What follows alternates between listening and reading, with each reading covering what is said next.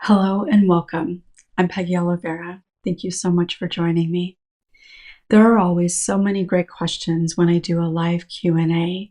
So during this time off, I thought I would share some of the questions that have come up from some of our community members that I think a lot of people can probably relate to, and maybe some compilations of some of my other videos.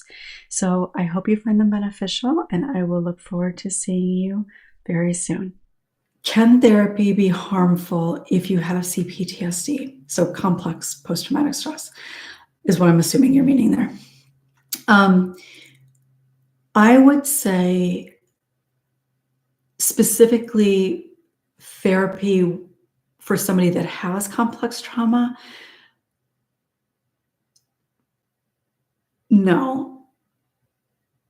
However,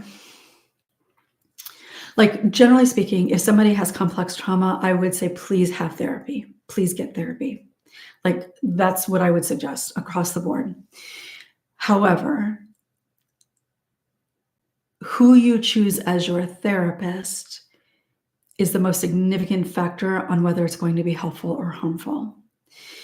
And that is one of the challenges, I think, for so many people when it comes to healing, is being able to find the person that you feel is that you can have a good therapeutic relationship with, and that has the ability, the understanding, the knowledge, the patience.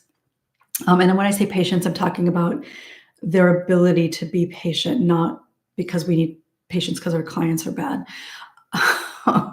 but because healing doesn't happen quickly, right? So you need a therapist that understands and is willing to stick it out with you.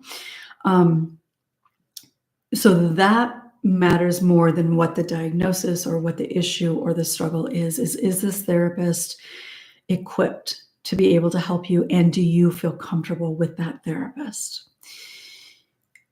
So then, like, how therapy inevitably ends: neglect, attachment wounds. So I think what you're saying here, if I'm understanding correctly, is when it inevitably ends, then it brings up neglect and attachment wounds. I'm assuming that because that is a very common fear experience and all of that. So if there's something else to it, please feel free to share, but I'm going to go on that assumption because I know that it is something that a lot of people can relate to. One of the things about the therapeutic process and having a good relationship with your therapist is that you don't really, in the educational process, they would actually sometimes talk about this, that you plan for the ending from the beginning. Personally, I don't necessarily think in terms of the two of you together. Planning the ending at the beginning is helpful, really. But being aware, talking through the inevitable things that will come up as you end. So talking about the fears of abandonment, talking about the difficulty in being able to trust that the relationship is meaningful to the therapist as well, because if it can just end, then maybe it really doesn't matter, which is not true. But it's natural that people feel that way.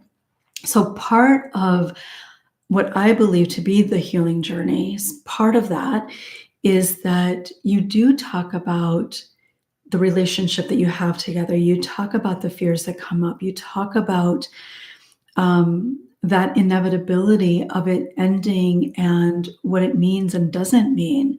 Those are all things that I think are important to be talking about. And as you are talking about them, whether it's ending a relationship with a therapist or somebody that you might set a boundary with, or maybe just a friend that you've drifted apart, being able to talk about what it means to end a relationship in a healthy way and the grief that goes along with that, that is part of, in my perspective, part of the work of healing itself, because grief is a part of that, and grief is also a part of healing.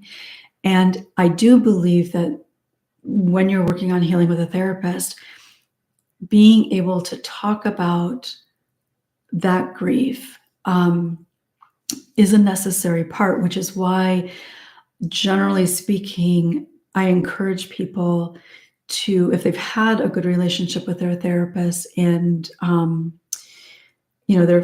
they would feel really devastated if it just ended, to not just end a relationship if at all possible on their, like if they are wanting to end it, to not actually just don't go back unless there's a specific reason that you feel that that's the best thing for you.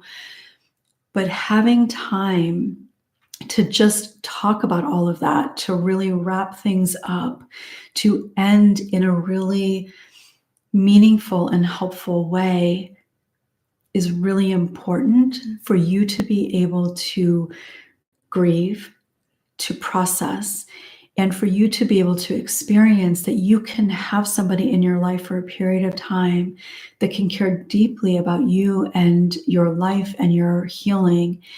And the fact that they may no longer be a part of your life in the way that they have been, that doesn't have to mean that it didn't mean anything, that the relationship didn't mean anything.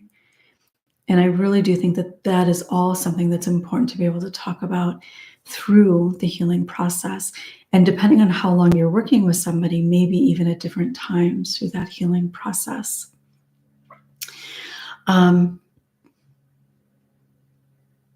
it is very natural, normal, and to be expected that people that have experienced particularly childhood trauma, other things too, but for childhood trauma, really kind of across the board, it is very natural that there's going to be attachment stuff that comes up with your therapist. There's going to be little moments that feel like a wound has been touched into.